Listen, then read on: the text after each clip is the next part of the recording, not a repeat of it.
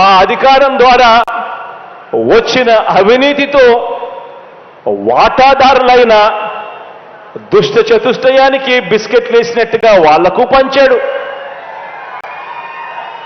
జన్మభూమి కమిటీలతో మొదలెడితే ఏకంగా ఓ ఈనాడు, ఓ ఆంధ్రజ్యోతి, ఓ TV5, ఓ చంద్రబాబు నాయుడు, వీళ్ళందరికీ తోడు ఒక దత్తపుత్రుడు.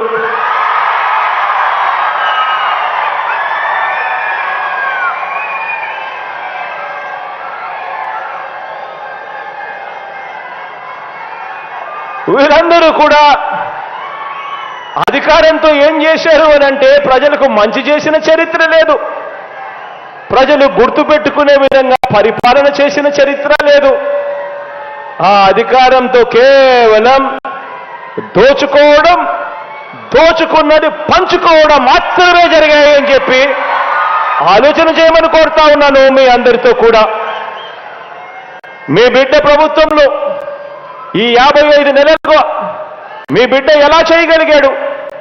ఎందుకు ఆ 5 సంవత్సరాలలో గత ప్రభుత్వంలో ఎందుకు చెయ్యలేకపోయారు వాళ్ళు అని ఆలోచన చేయమని మిమ్మల్ని అందరినీ కూడా కోరుతా ఉన్నా. ఈరోజు వాళ్ళు చేసిన పరిపాలన వల్ల వాళ్ళు ప్రజల మనసుల్లో లేరు, వారికి విలువలు లేవు, వారికి విశ్వసనీయత అంతకన్నా కూడా లేదు. వాళ్ళ దృష్టిలో అధికారం అన్నది కేవలం ప్రజలకు మంచి చేయడం కోసం కాదు, వాళ్ళు బాగుపడడం కోసం మాత్రమే అధికారం. ఈరోజు అడుగుతా ఉన్నా నేను మీ అందరినీ కూడా ఆలోచనలు చేసి వాళ్ళందరినీ కూడా అడగమని చెప్పి కూడా మీ అందరితో కూడా కోరుతా ఉన్నా. అధికారం కోసం ప్రజలకు అబద్ధాలు చెబుతూ, మోసాలు చేస్తూ, వెన్నుపోట్లు పొడిచే వీరి రాజకీయం ఎలా ఉందో 4 మాటల్లో మీ అందరికీ కూడా చెబుతాను. ఈ దుష్ట చతుష్టయానికి సంబంధించిన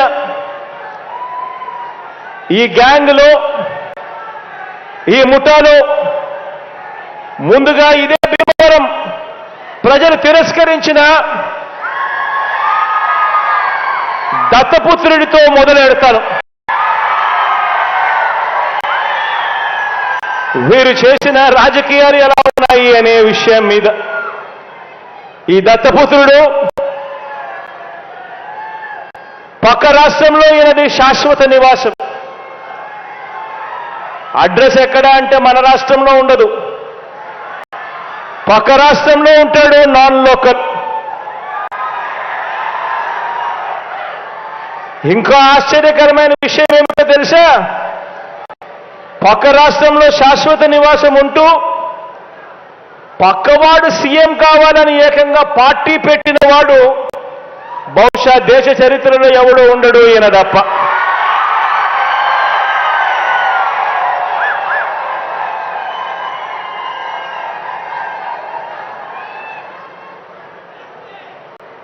ఈ మనిషి బాబు ముఖ్యమంత్రి అయితే చాలు, అవే నాకు 100 కోట్లు అని, బాబు కోసమే తన జీవితం అని, అందుకు అంగీకరించని వారిని తన పార్టీలో కూడా ఉండకూడదు అని, ఈ విషయంలో వేరే అభిప్రాయం కూడా ఉండదు అని, తన పార్టీ నుంచి వాళ్ళు వెళ్ళిపోవచ్చు కావాలంటే అని చెప్పి కూడా తన సభల్లో ఉపన్యాసాలు ఇచ్చేవాడిని బహుశా ఎవరిని మనం చూసుంటాం, ఒక్క ఈయన తప్ప. ఈ దత్తపుత్రుడికి ఆ బాబు పొత్తులో ఎన్ని సీట్లు ఇచ్చినా ఓకే, ఏ సీటు ఇవ్వకపోయినా ఓకే.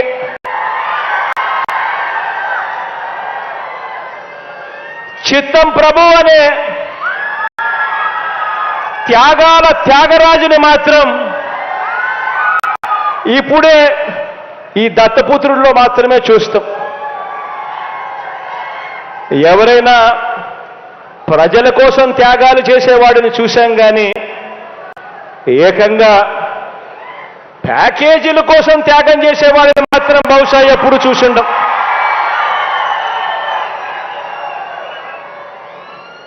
ప్యాకేజీల కోసం తన వారిని త్యాగాలు చేసే ఈ త్యాగాల త్యాగరాజును మాత్రమే చూసింటాం. మరో విచిత్రం కూడా చెప్పాలి. మరో విచిత్రం ఏమిటనంటే ఈ త్యాగాల త్యాగరాజు గురించి, ఈ దత్తపుత్రుడు గురించి మరో విచిత్రం ఏమిటనంటే రియల్ లైఫ్లో ఈ పెద్ద మనిషి ఏ భార్యతోనూ ముచ్చటగా కనీసం 3-4 సంవత్సరాలైనా కూడా కాపురం చేసి ఉండడు. ఈ మ్యారేజ్ ఇస్తారు.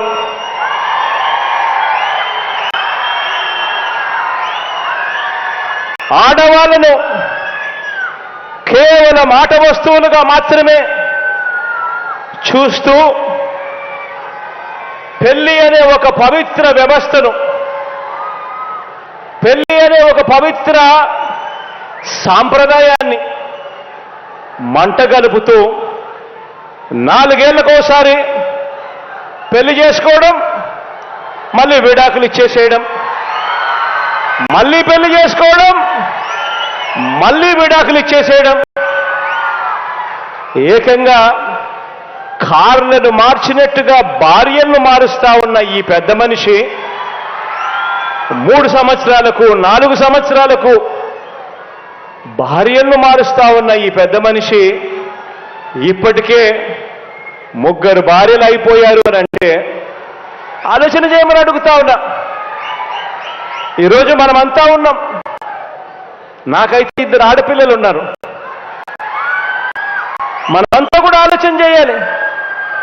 మనకు చెల్లెళ్ళు ఉన్నారు, మన ఇళ్లలో ఆడబిడ్డలు ఉన్నారు.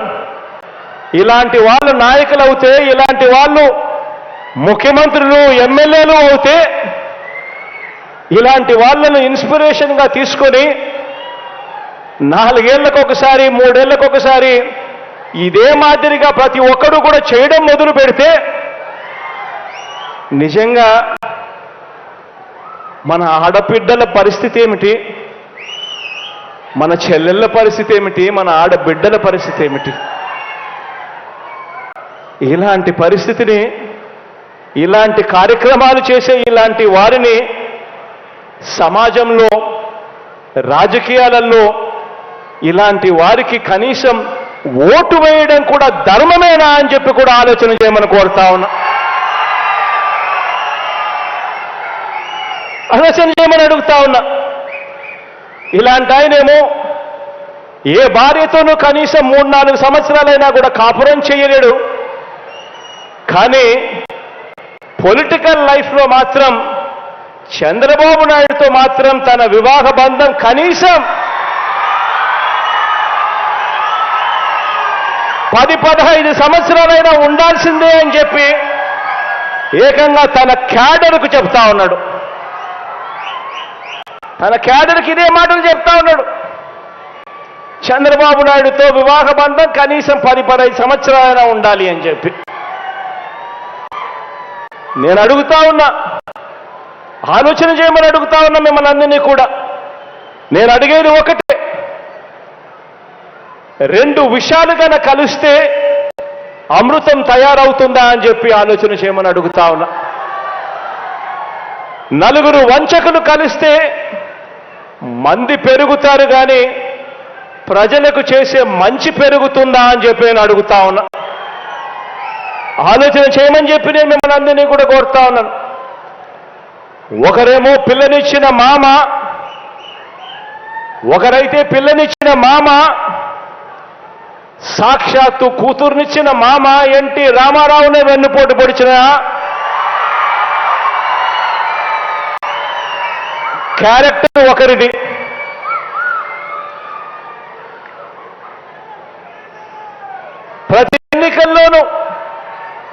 ప్రతి ఎన్నికల్లోనూ ప్రజలకు రంగురంగుల మేనిఫెస్టో చూపిస్తారు, ప్రతి ఎన్నికల్లోనూ ఆ తర్వాత ఎన్నికలు అయిపోయిన తర్వాత ప్రజలను మోసం చేస్తా ఉన్నారు. ఇలాంటి వెన్నుపోట్లు పొడుస్తా ఉన్న ఈ చంద్రబాబు ప్యాకేజీల కోసం తన వారిని తాకట్టు పెడతా ఉన్న ఈ దత్తపుత్రుడు వీరిద్దరి కుటిల నీతిని ఏ ఒక్క పేద కుటుంబమైనా ఏ ఒక్క పేద కులమైనా వారి వల్ల ఎప్పుడైనా ఎదిగిందా అని అడుగుతా ఉన్నా. ఎదగగలుగుతుందా అని చెప్పి కూడా ఆలోచన చేయమని అడుగుతా ఉన్నాను. ఇటువంటి క్యారెక్టర్ లేని, విశ్వసనీయత లేని ఇలాంటి వ్యక్తుల పరిపాలనలో ఏదైనా ప్రజలకు మంచి ఎప్పుడైనా జరుగుతుందా అని అడుగుతా ఉన్నాను. ఆలోచన చేయమని అడుగుతా ఉన్నా. వీరి చరిత్ర మరికొంత వివరంగా కూడా వీరి చరిత్ర గురించి మరికొంత వివరంగా కూడా చెప్తాను. చంద్రబాబు ఈ మనిషి వయసు 75 సంవత్సరాలు. 14 సంవత్సరాలు ఈయన ముఖ్యమంత్రిగా పనిచేశాడు. 3 సార్లు ముఖ్యమంత్రి అయ్యాడు. మరి 14 సంవత్సరాలు ముఖ్యమంత్రిగా పనిచేసిన ఈ వ్యక్తి, 3 సార్లు ముఖ్యమంత్రి అయిన ఈ వ్యక్తి మరి కేవలం 4.5 సంవత్సరాలు పరిపాలన చేసిన మీ బిడ్డతో ఢీకొడుతున్నాడు. మరి మీ బిడ్డతో కేవలం 4.5 సంవత్సరాలు పరిపాలన చేసిన మీ బిడ్డతో 14 సంవత్సరాలు పరిపాలన చేశాడు ముఖ్యమంత్రిగా. 3 పర్యాయాలు ముఖ్యమంత్రి అయ్యాడు. మళ్ళా అలాంటి వాడు ఢీకొడుతూ ఉన్నప్పుడు ఆ మనిషి నోట్లో నుంచి ఏం చెప్పాలి? ఆలోచన చేయమని అడుగుతా ఉన్నా. తాను ముఖ్యమంత్రిగా ఉన్న ఆ 14 సంవత్సరాల కాలంలో గుర్తు పెట్టుకోదగిన మంచి ఏదైనా ఎవరికైనా ఎప్పుడైనా ఈ పెద్ద మనిషి చేసి ఉంటే ఆ మంచి చేశాను కాబట్టి ప్రజలు నాకు మద్దతు తెలపాలి, ప్రజలు నాకు ఓటు వేయాలి అని చెప్పి అడగాలి. లేదా మన అమ్మఒడి, మీ బిడ్డ హయాంలో అమలవుతా ఉన్న అమ్మఒడి కంటే మెరుగైన పథకము తాను అమలు చేసి ఉంటే నా 14 సంవత్సరాల కాలంలో అమ్మఒడి కంటే కూడా మెరుగైన పథకం నేను అమలు చేశాను అని చెప్పి ఓటు అడగాలి. లేదా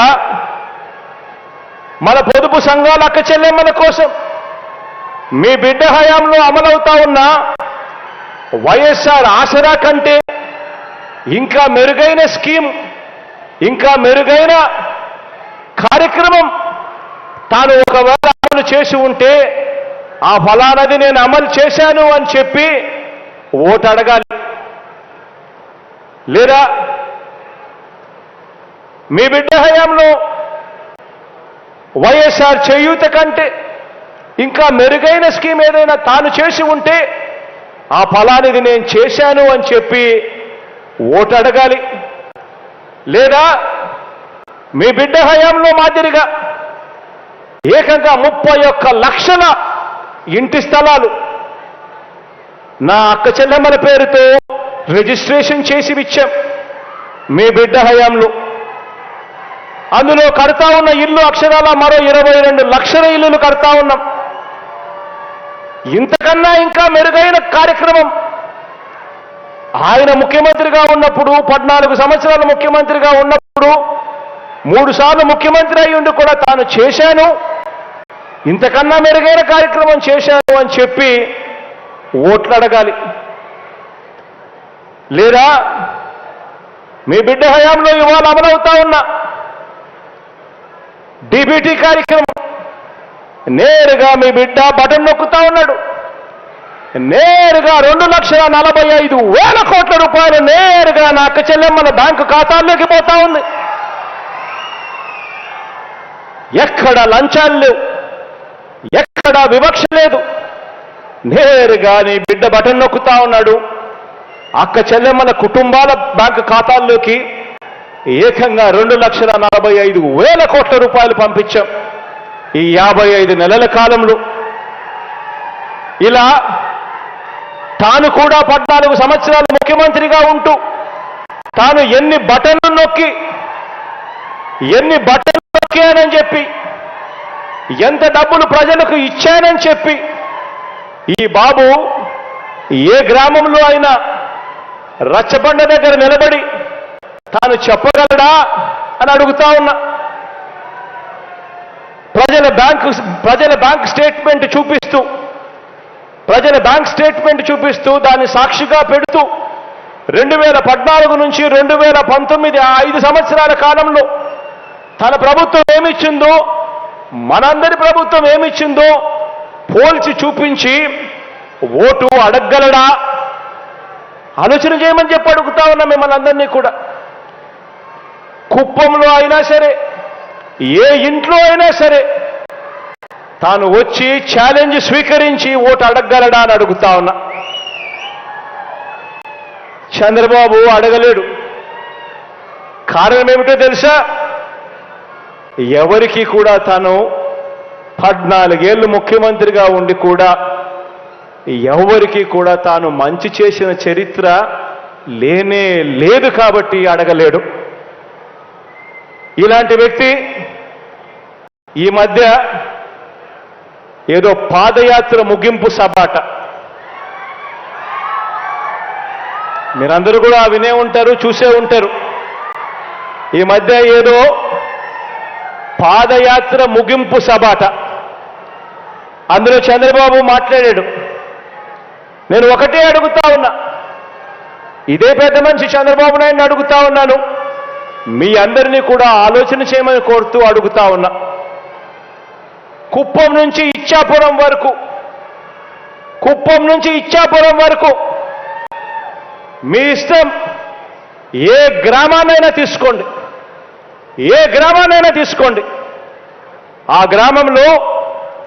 ఆ గ్రామ సచివాలయం ఎవరు పెట్టారు అనంటే గుర్తుకొచ్చేది మీ జగన్.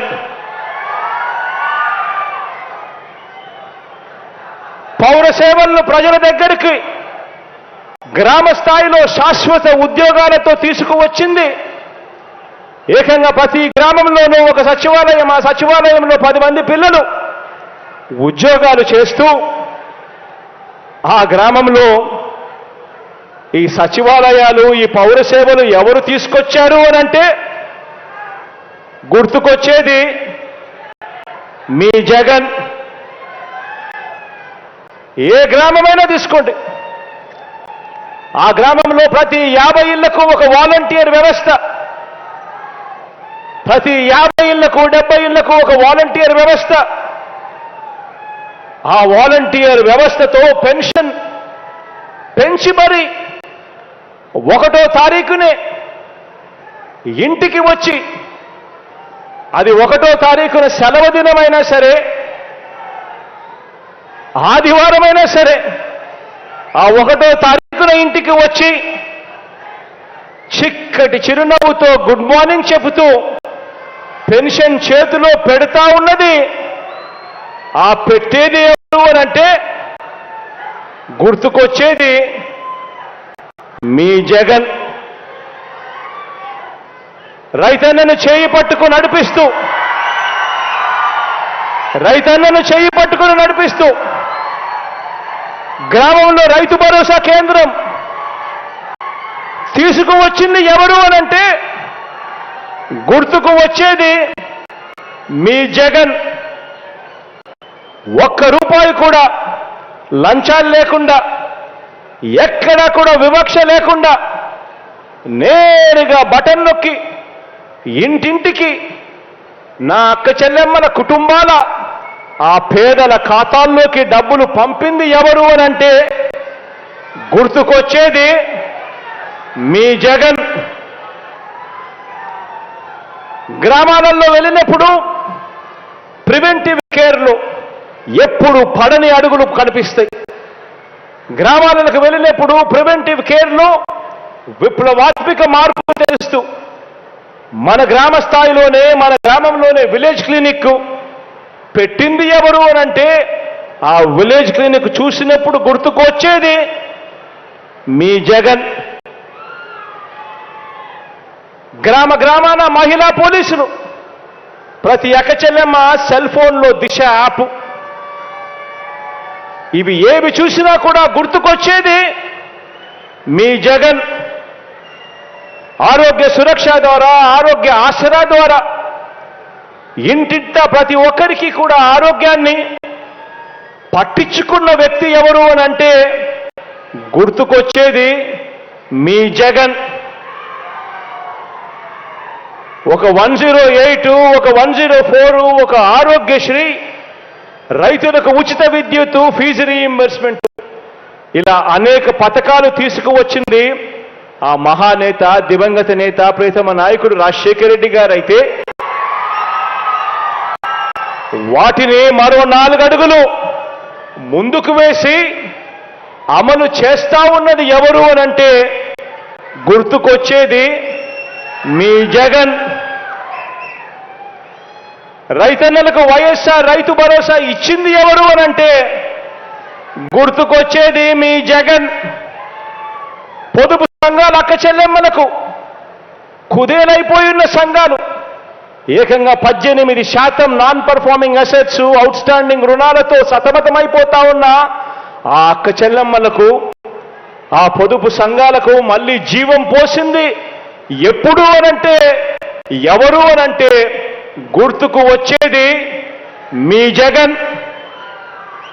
అక్క చెల్లెమ్మలకు కానీ, రైతన్నలకు కానీ 0 వడ్డీ ఇస్తున్నది ఎవరు అనంటే గుర్తుకొచ్చేది మీ జగన్.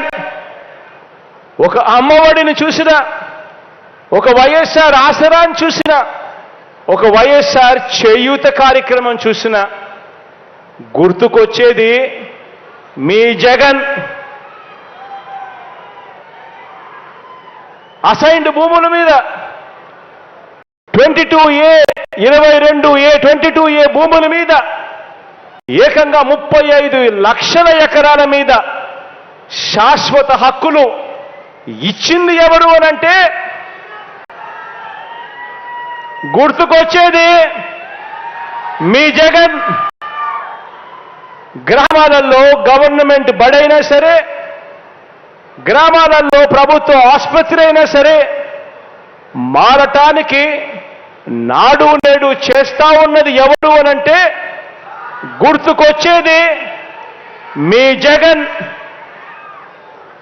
గవర్నమెంట్ బడులలో ఇంగ్లీష్ మీడియం అంటే, గవర్నమెంట్ బడులలో ఇంగ్లీష్ మీడియం అంటే గుర్తుకొచ్చేది మీ జగన్. గవర్నమెంట్ బడులలో డిజిటల్ బోధన, IFPలు, పిల్లలకు ట్యాబులు వచ్చాయంటే కారణం మీ జగన్.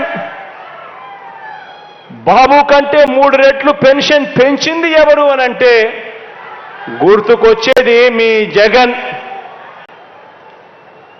శాశ్వత బీసీ కమిషన్ ఏర్పాటు చేసింది ఎవరు అనంటే గుర్తుకొచ్చేది మీ జగన్. ఎస్సీ, ఎస్టీ, బీసీ మైనారిటీలకు నామినేటెడ్ పోస్టుల్లో, నామినేటెడ్ కాంట్రాక్టులలో ఏకంగా 50% చట్టం చేసి రిజర్వేషన్ కల్పించింది ఎవరు అనంటే గుర్తుకొచ్చేది మీ జగన్. ఏకంగా 2,45,000 కోట్ల రూపాయలు బటన్ నొక్కి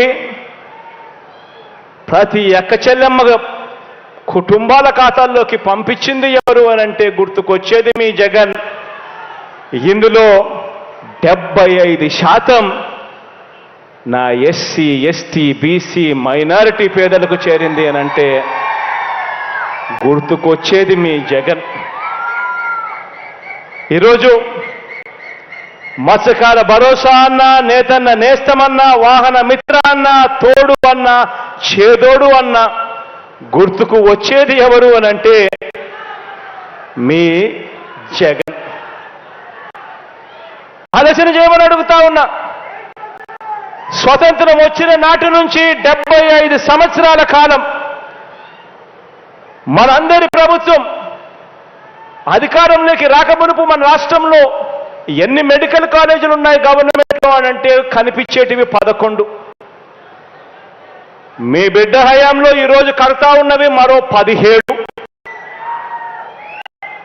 స్వతంత్రం వచ్చినప్పటి నుంచి మన రాష్ట్రంలో ఉన్న పోర్టులు 4 లొకేషన్లలో 6 పోర్టులుంటే మీ బిడ్డ హయాంలో ఈరోజు కడతా ఉన్నవి మరో 4 పోర్టులు, కడతా ఉన్నవి మరో 10 ఫిషింగ్ హార్బర్లు. ఇదంతా కూడా కేవలం ఈ 4.5 సంవత్సరాల కాలంలో మాత్రమే జరిగింది అన్నది ఆలోచన చేయమని చెప్పి మిమ్మల్ని అందరినీ కూడా కోరుతా ఉన్నా. గతంలో కూడా పాలనను చూశారు. ఇంతకుముందు నేను చెప్పినట్టుగా 14 ఏళ్ళు ముఖ్యమంత్రిగా పరిపాలన చేసిన పాలన చూశారు. 3 సార్లు ముఖ్యమంత్రిగా ఆయన పాలన చూశారు. మీ బిడ్డ 4.5 సంవత్సరాల పరిపాలన మాత్రమే చూశారు. కానీ నేను చెప్పినటివి ఇవన్నీ కూడా కుప్పం నుంచి ఇచ్చాపురం వరకు మీ ఇష్టం, ఏ గ్రామాన్నైనా తీసుకున్నా కూడా ఈరోజు మీ బిడ్డ పరిపాలనలో తేడా, మార్పు ప్రస్ఫుటంగా కనిపిస్తా ఉంది అని చెప్పడానికి గర్వపడతా ఉన్నా. ఈరోజు దేవుడి దయతో మీ అందరి చల్లని దీవెనలతో నిజాయితీగా విద్య మీద కానీ, వైద్యం మీద కానీ, వ్యవసాయం మీద కానీ, మహిళా సాధికారత మీద కానీ, సామాజిక న్యాయం మీద కానీ, పరిపాలనా సంస్కరణల మీద కానీ ప్రతి రంగంలోనూ కూడా ఈరోజు విప్లవాత్మక అడుగులు ఈరోజు రాష్ట్రంలో పడతా ఉన్నాయి. గతంలో ఎప్పుడు కూడా జరగని విధంగా, ఎప్పుడు చూడని విధంగా ఈరోజు అడుగులు పడతా ఉన్నాయి. ఇవన్నీ కూడా చేయని బాబును సమర్థించే వారికి ఆలోచన చేయమని అడుగుతా ఉన్నా. ఇది చాలా చాలా ఇంపార్టెంట్. ఇవన్నీ కూడా చేయని బాబును సమర్థించే వారికి ఇవన్నీ చూస్తే నిజంగా ఎంత కడుపు మండుతుంది. ఎన్ని జలసిల్ మాత్రలు ఇస్తే ఆ కడుపు మంట తగ్గుతుంది. ఆలోచన చేయమని అడుగుతా ఉన్నా. అందుకే వారు బాబు అనే చిన్న గీతను పెద్దది చేయలేరు కాబట్టి మనం చేసిన అభివృద్ధి, సంక్షేమం అనే పెద్ద గీతను చెరిపేందుకు ఈరోజు ప్రయత్నిస్తా ఉన్నారు. వారి లక్ష్యం ఏమిటి అని అంటే బాబు చేయని అభివృద్ధిని ప్రజలకు గుర్తు ఉండకూడదు. అదేవిధంగా జగన్ ఇంటింటికి చేసిన మంచిని ప్రజలు మర్చిపోవాలి. ఇందుకోసమే ఈరోజు ఈ దిక్కుమాలిన రాతలు, ఈరోజు ఇందుకే దిక్కుమాలిన కథలు, ఈరోజు దిక్కుమాలిన కథనాలు ఉద్యోగాలను సైతం, ఉద్యోగస్తులను సైతం రెచ్చగొట్టే కార్యక్రమాలు, రౌండ్ టేబుళ్ళు, రకరకాల పార్టీలు, రకరకాల వ్యక్తుల రంగ ప్రవేశాలు, కుట్రలు, కుతంత్రాలు ఇవన్నీ కూడా జరుగుతూ ఉన్నాయి. ఈరోజు తోడేళ్ళందరూ కూడా ఏకమై ఒక్క మీ జగన్ మీద, మీ బిడ్డ మీద ఇంతమంది ఏకమై ఈరోజు యుద్ధం చేస్తా ఉన్నారు. ఆలోచన చేయమని అడుగుతా ఉన్నా. ఈరోజు చంద్రబాబుకి కానీ, దత్తపుత్రుడికి కానీ వీళ్ళెవ్వరికీ కూడా ఒంటరిగా పోటీ చేసే సత్తా వీళ్ళిద్దరిలో ఎవరికీ లేదు. కారణం ప్రజలకు మంచి చేసిన చరిత్ర వీరికి లేదు కాబట్టి వీళ్లకు అన్ని చోట్ల పోటీ చేసే సత్తా లేదు. ఈరోజు అందుకే వీళ్ళందరూ కూడా నమ్ముకున్నది ఏమిటి అనంటే వంచనను, మోసాన్ని ఈరోజు వీళ్ళందరూ నమ్ముకుంటా ఉన్నారు. ఈరోజు అమలు చేసిన మంచి కానీ, అమలు చేసిన మంచి స్కీములు కానీ ఇవేవి లేవు కాబట్టి ఏకంగా మోసాలకు ఈరోజు మేనిఫెస్టో అట, ఇద్దరు కలిసిస్తారట, రంగురంగుల వలలతో ఈరోజు ప్రజలను మోసం చేసేందుకు వస్తా ఉన్నారు. అన్ని వర్గాలను వంచిన ఈ బాబు ఇప్పుడు కొత్తగా మరికొన్ని వాగ్దానాలతో వస్తా ఉన్నాడు. మొన్ననే 6 గ్యారంటీలు అన్నాడు. అందరితో కూడా సరిపోదు, జగన్ను ఢీకొట్టలేము అని వాళ్ళంతటి వాళ్ళే ఆలోచన చేసుకొని ఈసారి ఉమ్మడి మేనిఫెస్టో అని చెప్పి మళ్ళీ ప్రజలను మోసం చేసేందుకు బయలుదేరారు. ప్రతి ఇంటికి కేజీ బంగారం ఇస్తారట, ప్రతి ఇంటికి ఒక బెంజ్ కారు కొనిస్తారట. ఆలోచన చేయమని అడుగుతా ఉన్నా. ఇలాంటి వారిని నమ్మచ్చా అని చెప్పి ఆలోచన చేయమని కోరుతా ఉన్నా. ఇలాంటి వారి బుద్ధిని చూసినప్పుడు, ఇలాంటి ఆలోచనలు చూసినప్పుడు వేమన రాసిన ఒక పద్యం గుర్తుకొస్తుంది. చెప్పమంటారా? ఎలుక తోలు తెచ్చి ఏడాది ఉతికినా కూడా నలుపు నలుపే గాని తెలుపు కాదు. కొయ్య బొమ్మను తెచ్చి కొట్టినా కూడా అది పలుకునా అని వేమన విశ్వదాభిరామ వినురవేమ అని చెప్పి అప్పట్లో ఇలాంటి వారి గురించి వేమన స్వామి వారు మాట్లాడారు. నిజంగా అడుగుతా ఉన్నా, వీరి బుద్ధి ఎలాంటిదో గమనించమని అడుగుతా ఉన్నా. ఇలాంటి వారికి మిమ్మల్ని అందరినీ కూడా ఇలాంటి వారితో అప్రమత్తంగా ఉండమని కోరుతా ఉన్నా. మన రాష్ట్రానికి ఇలాంటి వారి దగ్గర నుంచి విముక్తి కలగాలని కోరుకుంటూ, దేవుడు దయతో ఇంకా ఎక్కువ మంచి చేసే అవకాశం దేవుడు ఇంకా ఇవ్వాలన కోరుకుంటూ, ఈరోజు ముగించే ముందు, ఈరోజు నా సోదరుడు శ్రీను పక్కనే ఉన్నాడు. శ్రీనన్న గురించి